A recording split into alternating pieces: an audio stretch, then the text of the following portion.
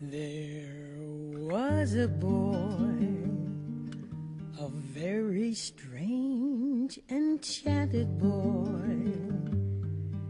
They say he wandered very far, over land and sea. A little shy and sad of eye, but very wise was he. And then one day, a magic day, he passed my way. And while we spoke of many things, fools and kings, this he said to me: the greatest thing you'll ever learn is just to love and be loved in return.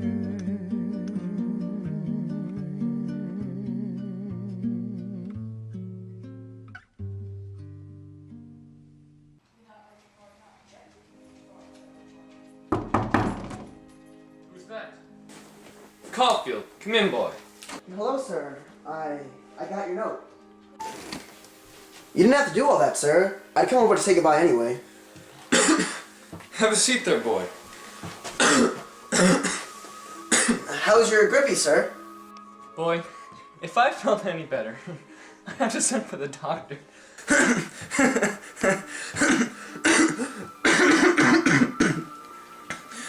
Why aren't you down at the game? I thought today was the day of the big game. It was. I was. Only, I just got back from New York with the fencing team. So you're leaving us, eh? Yes, sir. I guess I am.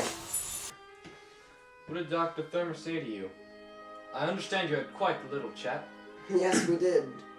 We really did. I was in there for almost 2 hours, I guess. So what did he say to you?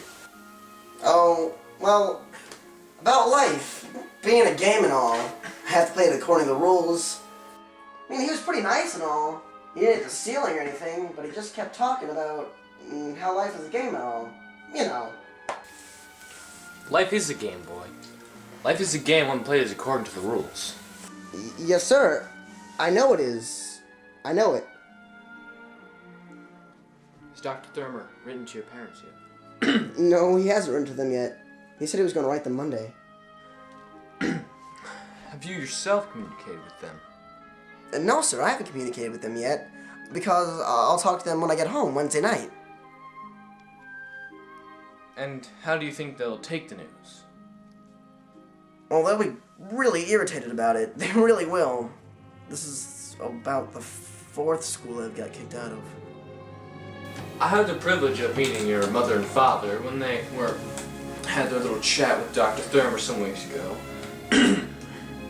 They're grand people. Yes, they are. They're very nice.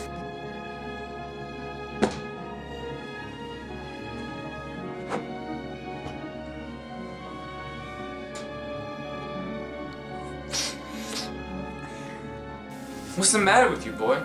How many subjects did you carry this time? 5, sir. 5. How many are you failing? 4. I passed English alright, because I had that Beowulf and Lord Randall my son stuff when I was at the Wooten School. I mean, I didn't have to do any work in English at all, hardly, except write compositions once in a while.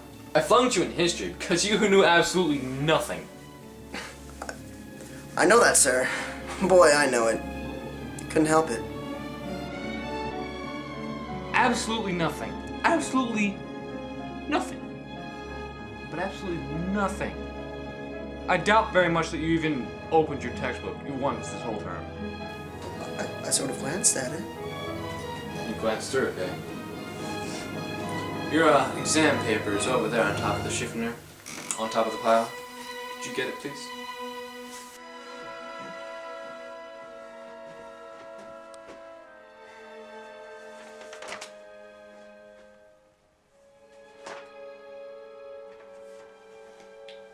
We studied the Egyptians from November 4th to December 2nd.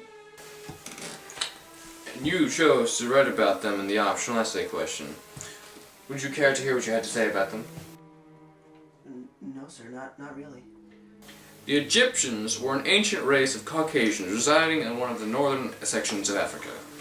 The latter, as we all know, is the largest continent in the Eastern Hemisphere.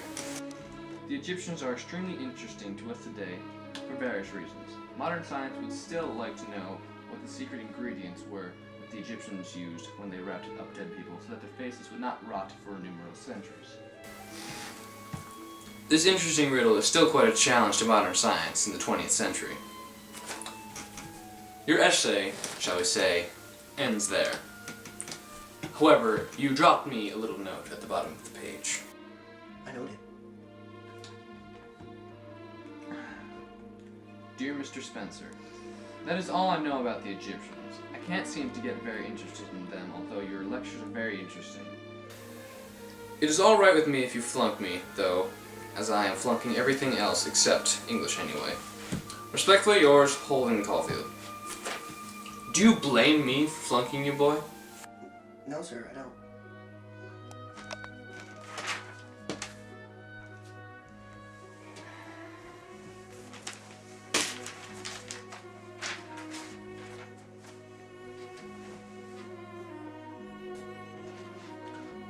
What would you have done in my position? Tell the truth, boy. I'm a real moron, sir. I would have done the exact same thing if I was in your position. Some people don't appreciate how tough it is to be a teacher. How do you feel about all this? I'd be very interested to know. Very interested. You mean about me flunking out of Pensy and all? If I'm not mistaken, I do believe that you also had some trouble at the Wooten School and Elton Hills. Well, I didn't have too much difficulty at Elton Hills. I didn't flunk out or anything, I just sort of quit. Why, may I ask? Why? Oh, well, it's a long story, sir. I mean, it's pretty complicated.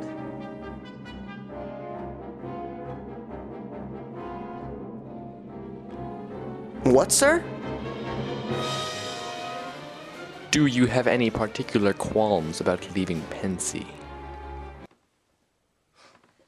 Oh, I have a few qualms, all right. Sure.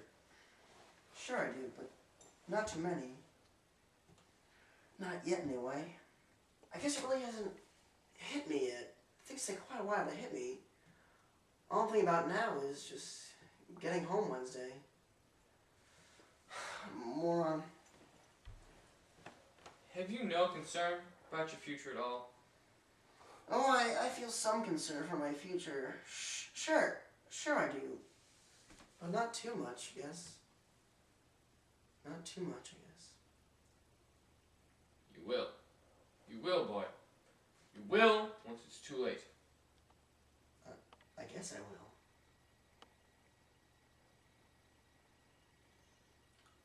I'm trying to put some sense into that head of yours, boy. I'm trying to help you. I'm trying to help you if I can. I know you are, sir. Thanks a lot. No kidding. I appreciate it. I really do. The thing is, though, I have to get going now. I have quite a bit of equipment in the gym I have to get home with me. I really do. Listen, sir, don't worry about me. I'll be alright, I mean it. I mean, I'm just going through a phase. Everybody goes through phases, don't they? I don't know, boy. I don't know. Sure they do. Listen, don't worry about me, okay? Okay? Wouldn't you like a cup of hot chocolate before you go? Mrs. Spencer would be. I would. I really would. But the thing is, I have to get going. I have to go back to the gym. Thanks, though. Thanks a lot, sir. I'll drop you a line, sir. Take care of your grippy now.